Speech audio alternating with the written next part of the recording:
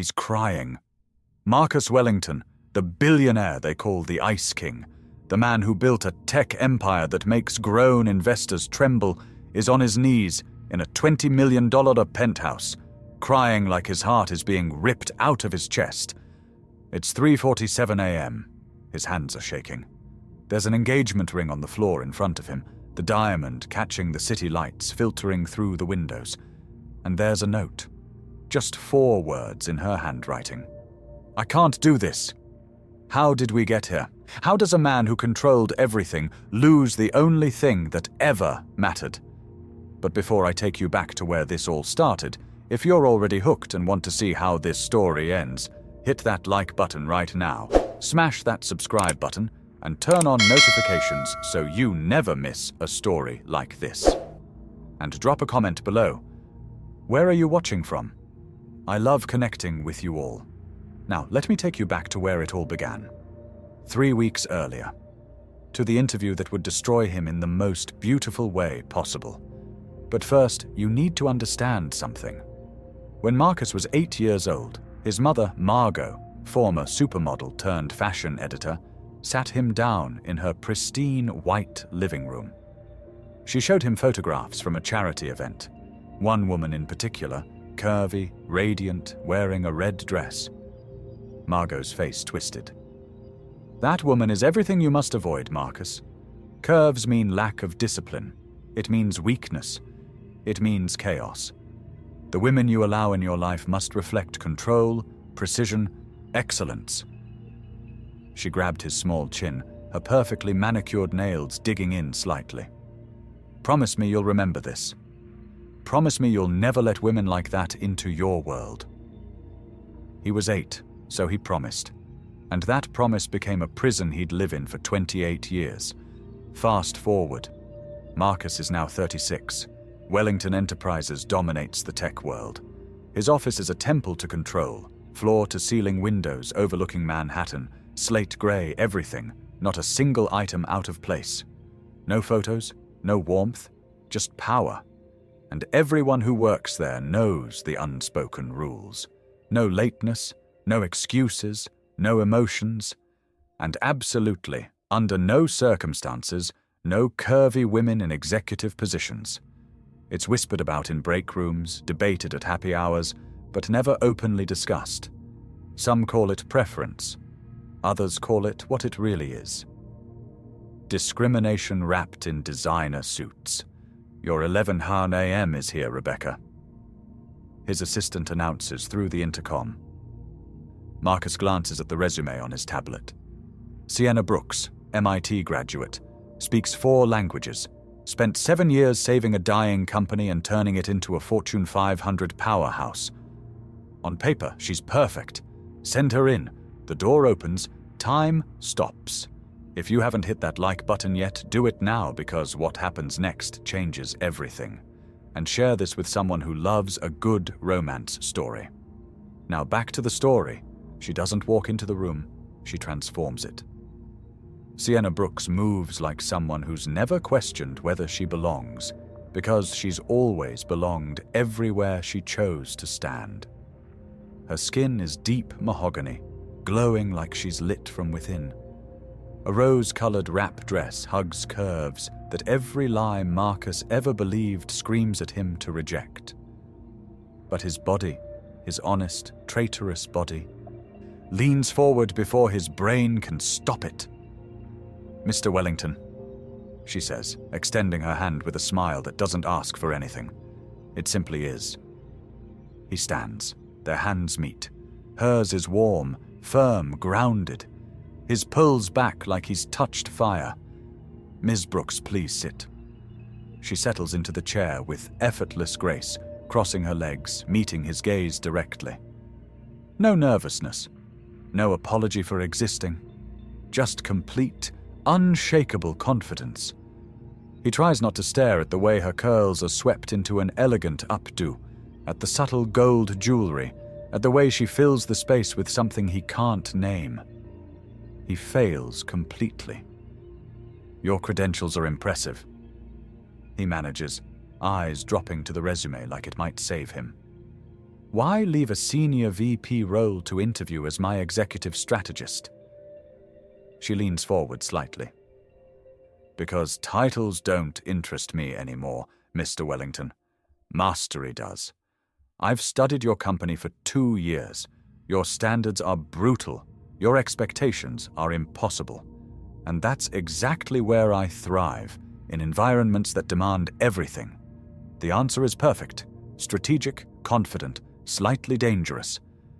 He hates how attracted he is to it. You think you can meet my standards? Her smile doesn't waver. I don't meet standards. I shatter them, then build new ones that take others years to reach. Something shifts in his chest, something small and terrifying. His lips curve into the ghost of a smile. When she leaves 45 minutes later, Marcus sits frozen for a full 10 minutes, staring at the door she walked through. Rebecca appears, eyebrow raised. So? Different. He murmurs. Different how? Different like HR needs to get involved? Hire her. 2-week trial. Rebecca's jaw drops. But your rule. Trial period. He snaps. 2 weeks. Then we evaluate, but he already knows. Sienna Brooks isn't the problem, he is, and she just became the most dangerous person he's ever met. Week 1 is torture disguised as efficiency. Sienna is flawless, but not in a robotic way. She makes excellence look effortless, like breathing. Calendar invites appear before he knows he needs them. Files are organized in ways that make his work seamless. She's somehow figured out his coffee order without asking. She's had the lighting in his office adjusted for his light sensitivity, something he never told anyone about. She's stocked ginger tea in the executive lounge, and when he asks why, she says simply, "You rub your temples a lot. Ginger helps with tension headaches." He starts anticipating their morning briefings like a drug, finds excuses to call her into his office, watches her when she's not looking, which is dangerous and unprofessional and completely irresistible. But it's not just attraction, it's disruption. She challenges everything he thought he knew about himself, about his preferences, about the walls he's built. She doesn't apologize for her body, for taking up space, for being brilliant and curvy and magnetic all at once. One afternoon after a brutal investor call, he finds himself walking beside her down the corridor. Not ahead of her like he always does with staff. Beside her. "You handled that brilliantly," he says. "The way you redirected Johnson when he tried to question our valuation." She glances at him, a hint of amusement in her eyes. "You were about to destroy him verbally." "I thought I'd save everyone the discomfort. You read me that easily already. I read people the way you read code, Mr. Wellington, and you're not as complex as you think. Your brand is power without cruelty, control without chaos." He stops walking. "And what's your brand?" She turns to face him fully, and the space between them feels electric. Fire that doesn't burn. Strength that doesn't need validation. He stares at her, his pulse doing something irregular and completely unprofessional. Then he clears his throat and walks away before he says something he can't take back. But it's too late. She's already under his skin. By week 2, the entire office is buzzing. People notice the way Marcus's infamous ice seems to thaw when Sienna enters a room. How his gaze follows her during presentations like he's magnetic north and she's true north. How he asks her opinion on strategy decisions that no assistant should weigh in on. The whispers are inevitable. Some people smile, others worry, everyone watches. Rebecca corners him one evening after everyone's gone. "You're falling for her," she says bluntly. Marcus doesn't look up from his laptop. She's competent. She's also curvy, Marcus, which you've built an entire reputation avoiding like they carry plague. So either change your toxic rule or let her go before you destroy her. Or yourself. He snaps the laptop shut, jaw tight. She earned her position. Nothing more. Rebecca shakes her head sadly. I've known you for 10 years, and I've never seen you like this. That woman isn't just in your head, Marcus. She's rewriting your entire source code." That evening, Sienna knocks on his door, coat draped over her arm. "The Henderson contract needs your signature," she says, holding out a folder. He takes it. Their fingers brush. The contact lasts a heartbeat too long. "Anything else?" His voice comes out quieter than he intended. She tilts her head, studying him with those impossibly perceptive eyes. "You look like you're at war with yourself." I recognize that look. "Where from?" "Because I've been there. When the world tells you you're too much or not enough, you either fight or you fold." She steps back towards the door. "Just don't let fear win, Mr. Wellington. The bravest thing you can do is choose what terrifies you." And she's gone, leaving Marcus alone with a folder, a silent office, and the terrifying realization that he doesn't want her to ever leave. That night, he doesn't sleep. He stands in his penthouse, Manhattan glittering below, whiskey untouched on the table. Her words echo in his skull. Don't let fear win. What is he afraid of? He's Marcus Wellington. He's untouchable, unshakable, in control. But standing there at 4:00 a.m., staring at his reflection in the dark window, he finally admits the truth. He's terrified, not of Sienna, of what she makes him feel, of what it means that she's shattered every belief he's held since he was 8 years old, of the fact that his mother's voice still whispers poison in his head, even as his heart screams that Sienna Brooks is the most extraordinary woman he's ever met. She's the exception that's breaking all his rules, and he has no idea what to do about it. The next morning, she arrives at 7:45 a.m., wearing a cream blouse and high-waisted black trousers that are completely professional and absolutely devastating. She greets him with her usual warmth. He keeps his responses clipped, careful, professional, safe. By Wednesday, disaster strikes. A major product launch is imploding. The manufacturer failed to deliver critical components. The release Marcus promised a boardroom full of investors is about to collapse spectacularly. The conference room crackles with panic and finger-pointing. Halfway through, Marcus walks out, his jaw so tight it aches. Sienna follows without asking permission. She finds him by the windows, rubbing his temples, breathing too fast. "Too much pressure," he mutters. She hands him water without a word. Then softly, "Breathe with me. In through your nose. Hold. Out through your mouth." He looks at her like she's speaking another language. She demonstrates, calm, steady, grounded. After a moment, he follows. The vice around his chest loosens. "You walk into every room like you built it," he says suddenly, his voice raw. "How?" "Because I had to teach myself I belong everywhere I choose to stand," she says quietly. "Being a curvy black woman in boardrooms full of people like you, you either disappear or become undeniable. I chose undeniable." He doesn't respond. He just looks at her. Really looks. Not with judgment or calculation, but like he's seeing her, truly seeing her, for the first time.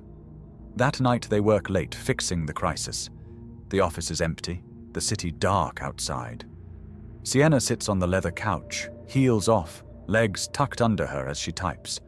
Marcus sits nearby, reviewing documents, but his eyes keep drifting to her. "Why did you really leave your last job?" he asks suddenly. Sienna's fingers pause on the keyboard. The real answer? "Always. My boss was brilliant, publicly supportive. But he told me I had the perfect resume to represent the company, just not the right image." Something cracks in Marcus's chest, sharp and painful. "He actually said that to you?" "Not in those words, but the message was clear. So you walked into my office knowing my reputation." "I did." She meets his gaze. "Because I wanted to prove something to someone like you.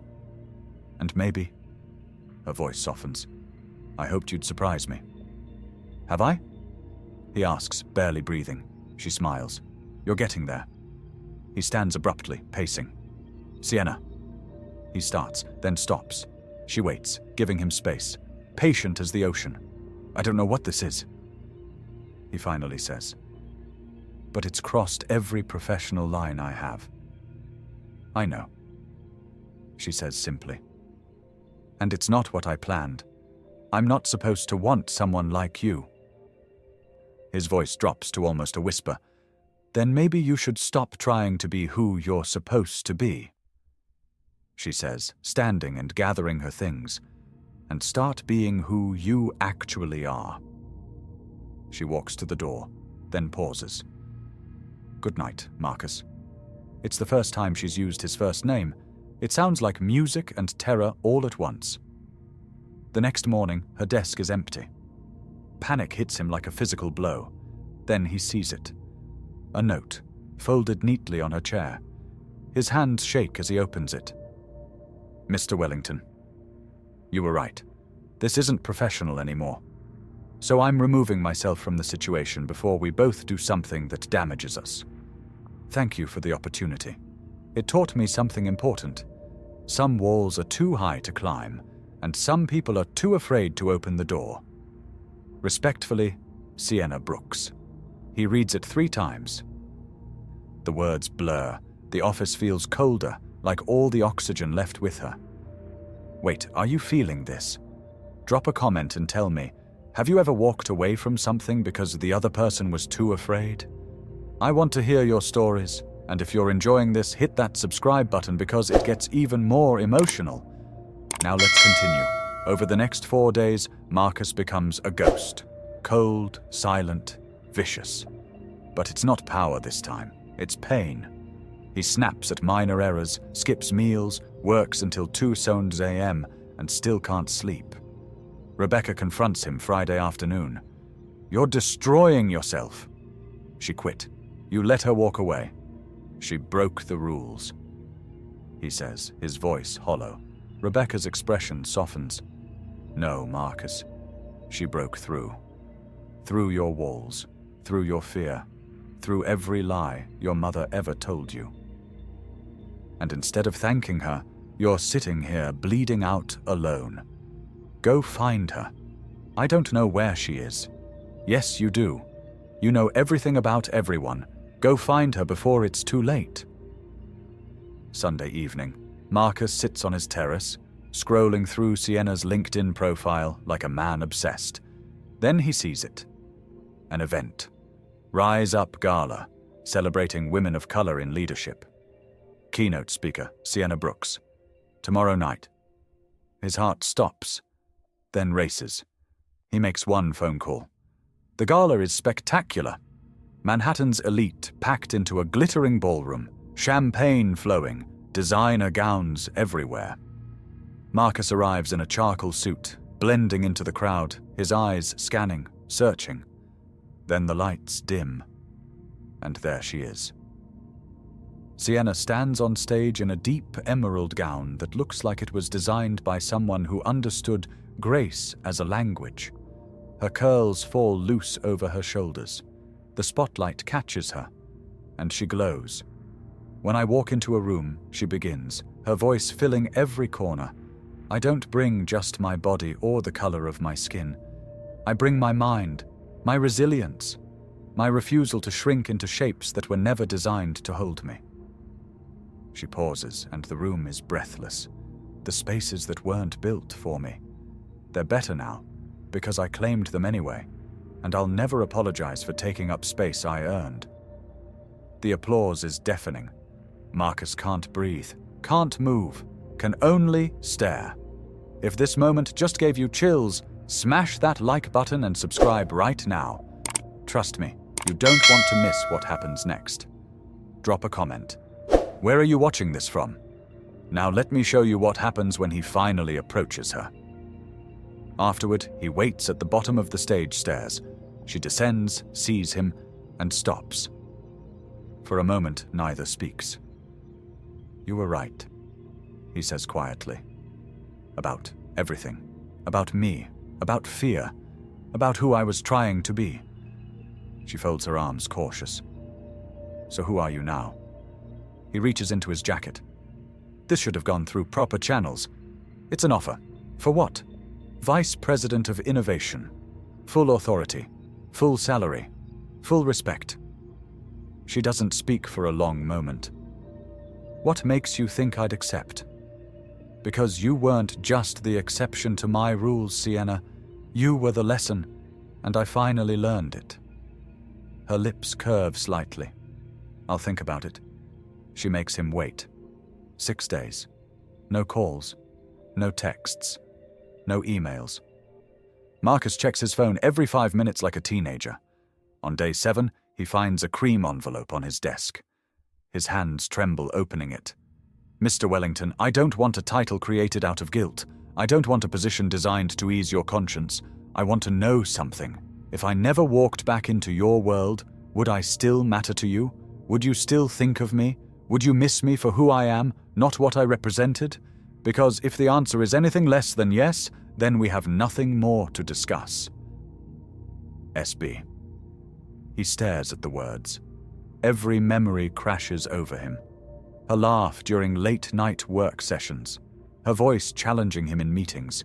The way she made him want to be better, braver, more honest. He'd chased perfection his entire life. But sitting there, Marcus realizes he doesn't want perfection anymore. He just wants her. And she's not asking for a job. She's asking if she matters beyond the walls of his office. That evening, his phone buzzes. A text from an unknown number, but he knows it's her. Sienna, I'm at Pier 45. If you want to answer my question, come find me. He's out the door in seconds. The pier is quiet, the Hudson River rippling with city lights. She stands at the railing, hair blowing in the evening breeze, still wearing her work clothes. She doesn't turn when he approaches. You came, she says softly. Did you doubt I would? She turns to face him. Honestly? Yes. He steps closer. You asked if you'd matter if you never came back. Sienna, you matter because you exist, not because of what you do for my company or my reputation or my carefully constructed world. You matter because you made me question everything I thought I knew about myself. And that's terrifying. But losing you is more terrifying. She searches his face. What changed? I did. Or maybe I'm finally becoming who I was supposed to be before my mother taught me to fear anything that didn't fit her broken definition of acceptable. He takes her hand. I don't have all the answers, Sienna. I'm probably going to mess this up in 1,000 ways. But I know one thing. I don't want a life where you're not in it. Not as an employee, not as an exception, but as the person who changed everything. Tears shimmer in her eyes. That's the right answer. He cups her face gently. So what happens now?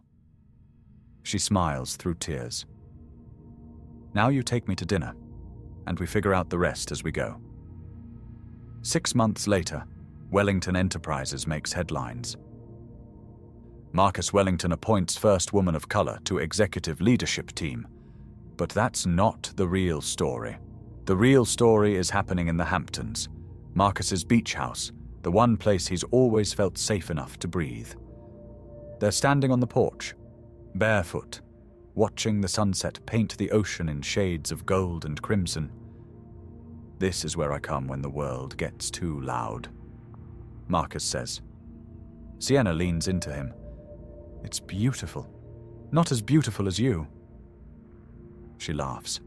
That was corny, I know, but it's true. They've been together for 6 months. 6 months of learning each other. Of Marcus unlearning every toxic lesson his mother taught him. Of Sienna teaching him that vulnerability isn't weakness, it's courage. The office transformation has been remarkable. Diversity initiatives launched.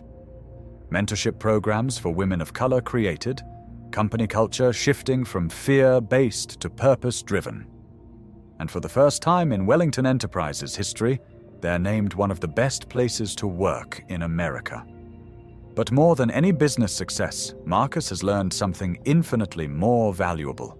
He's learned how to be free. "I need to tell you something," Sienna says, turning to face him. He tenses slightly. "You're leaving." "What?" "No." She laughs. "Why would I leave? Because I'm still learning how to believe this is real."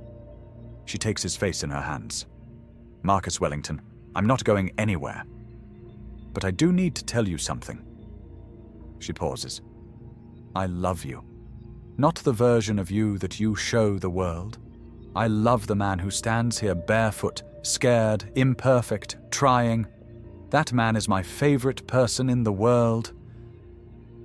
His eyes fill. "I don't deserve you." "Probably not." She grins. "But you're stuck with me anyway.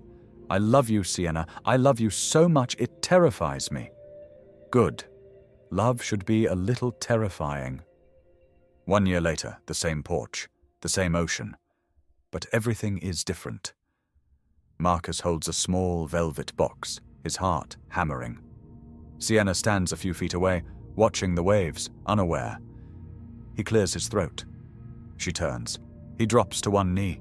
Her hands fly to her mouth. "Wait, before I tell you what he says, if your heart is racing right now, hit that like button, share this video and subscribe because this proposal is about to wreck you in the best way. Comment below. Do you believe in second chances at love?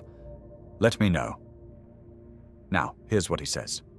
"I don't have a speech prepared," he admits, smiling nervously. Which is probably the first truly unplanned thing I've done in my entire life. But here's what I know. You walked into my office and destroyed every rule I thought I needed. You taught me that the walls I built weren't protecting me, they were suffocating me. You showed me what it means to be brave, to be honest, to be free. He opens the box. A simple platinum band, elegant and understated. I don't want to give you diamonds or excess or anything that's about proving something. I just want to give you this, a promise that I will spend every day for the rest of my life choosing you, choosing us, choosing the man you make me want to be. Will you marry me, Sienna Brooks? She's crying now, nodding before she can speak. Yes. Yes. 1,000 times yes. He slides the ring on her finger, stands, and pulls her into his arms. The ocean roars behind them, and for the first time in his life, Marcus Wellington understands what it means to be completely, utterly, perfectly happy. The wedding is 8 months later.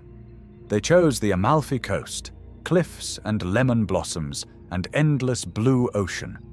Just 30 people. Family and close friends. No press, no spectacle, just love. Sienna wears an ivory silk gown that moves like water. Her curls are loose, crowned with tiny white flowers. Marcus wears a simple grey suit, barefoot in the sand because Sienna insisted. When he sees her walking toward him, his vision blurs with tears. She's the most beautiful thing he's ever seen. Not because she fits some standard, but because she's her, unapologetically, radiantly, perfectly her. The ceremony is short. The vows are everything. Sienna goes first. "Marcus, you taught me that sometimes the people who need love the most are the ones who've forgotten how to accept it. I promise to remind you every day that you are worthy of love. Not because of what you've built or what you've achieved, but because of who you are, the broken, healing, trying parts of you. Those are my favorite parts." Marcus's voice shakes when it's his turn. "Sienna, I spent 36 years believing a lie, that I had to be perfect, that I had to control everything, that anything outside the lines was dangerous. Then you walked into my life and showed me the truth. The truth is that love isn't about control. It's about trust. It's about letting someone see all of you and choosing to stay. You stayed, and I will spend the rest of my life being worthy of that gift. The kiss is soft, tender, filled with promise." The small crowd erupts in applause, They dance under string lights as the sun sets, barefoot in the sand, laughing, crying, completely lost in each other. "This is freedom," Marcus whispers. "This is home," she corrects. Their honeymoon spans the Mediterranean. Greece, Italy, Croatia, Spain. No schedules, no meetings, just them. One night in Tuscany, they dance in a garden under olive trees, stars scattered above like diamonds. "I can't believe this is my life," Marcus says, his forehead resting against hers. "Believe it," she whispers. "This is just the beginning." Back in New York 3 weeks later, real life resumes. But it's different now. Marcus leads with empathy instead of fear. The company thrives in ways it never did under iron control. Sienna flourishes as VP, launching initiatives that transform not just Wellington enterprises, but the entire industry. They buy a brownstone in Brooklyn, adopt a golden retriever named Gatsby, spend Sunday mornings making pancakes and dancing in the kitchen. Friday nights are for wine on the rooftop, counting stars, talking about dreams. They build a life, not a perfect life, but a real one, with arguments and laughter and growth and grace. One rainy afternoon, Marcus comes home to find Sienna sitting on their bed, hand over her mouth, eyes wide. "What's wrong?" He rushes to her. She shakes her head, unable to speak. Then she holds up a pregnancy test. 2 pink lines. Marcus stares. Then he drops to his knees, pressing his face into her lap, and laughs and cries at the same time. If you're tearing up right now, you're not alone. Hit that like button, share this beautiful story, and drop a comment telling me what's been your favorite moment so far. Are you watching from the US, UK, Africa, Asia? Let me know. Now let's see what happens next. "We're having a baby," she whispers, running her fingers through his hair. He looks up, his face wet with tears. "You've already changed my entire world once. I can't believe we get to do it again. I love you," she says. "I love you both," he corrects, kissing her stomach gently. 9 months later, snow falls soft and silent over Manhattan. In a private hospital room, Marcus holds his daughter for the first time. She's perfect. Brown skin, a dusting of dark curls, grey eyes that seem to see everything. "She's so strong," he whispers, transfixed. "Like her mama," Sienna says from the bed, exhausted but glowing. He sits beside her carefully. Their daughter cradled between them. "Thank you," he says quietly. "For what? For saving me.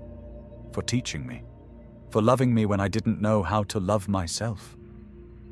Sienna touches his face. "You saved yourself, Marcus. I just showed you where the door was." He looks at his wife, at his daughter, at the family he never knew he was allowed to have. And in that moment, Marcus Wellington understands something profound. He spent 36 years believing he had to be perfect to be worthy of love. But the truth was simpler and more beautiful. He was always worthy. He just needed someone brave enough to show him. That someone was Sienna. And she didn't just change his life. She gave him a new one. One built on love instead of fear. On truth instead of rules. On the understanding that the best things in life are the ones you never saw coming. 5 years later, they're back at the Hamptons beach house. Their daughter, Maya, now 4 years old, runs along the shore chasing seagulls, her laughter carried on the wind. Marcus and Sienna sit on the porch, watching, hands intertwined. "She looks like you," Sienna says. "She has your fearlessness. And your curves." Marcus adds with a smile. "Good," Sienna says firmly. "I hope she grows up knowing her body is perfect exactly as it is." "She will," Marcus promises. "Because she has you as a mother. And because I'll spend every day making sure she never hears the kind of poison I grew up believing." Maya runs back to them, breathless and grinning. "Daddy, can we build a sandcastle?" "Of course, princess." He stands, scoops her up, making her squeal with delight. Sienna watches them walk towards the water, her heart so full it aches. This is what healing looks like.